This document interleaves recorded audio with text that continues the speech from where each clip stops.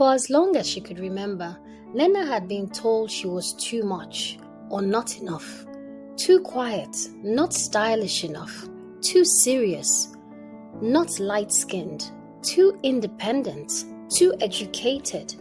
The list was endless. She grew up in Enugu, the first daughter of a family of 5. Her parents were loving but traditional. At 26, her mother began to ask, "Nena, when will you bring a man home?" At 30, it became, "Are you sure you're not being too picky?" By 33, whispers from relatives came with fake concerns. Maybe she has a spiritual husband. But Nena had tried.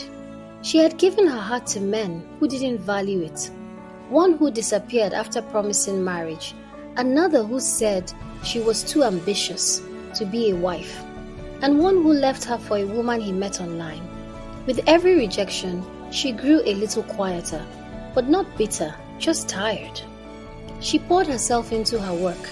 As a secondary school teacher, she mentored young girls, taught literature with a passion, and joined community outreaches. Though her heart ached for companionship, she refused to let her loneliness steal her kindness. Then came Ifeanyi.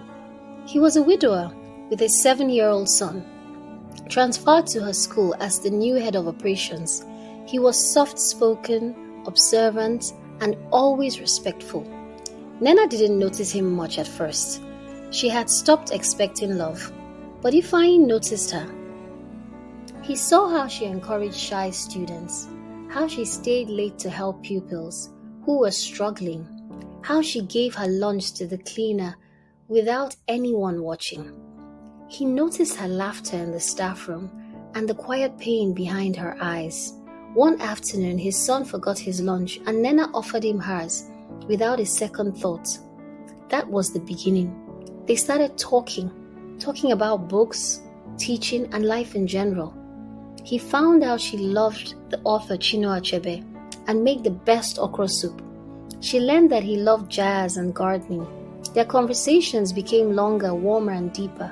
Still, Nena kept her guard. He'll disappear like the rest, she told herself.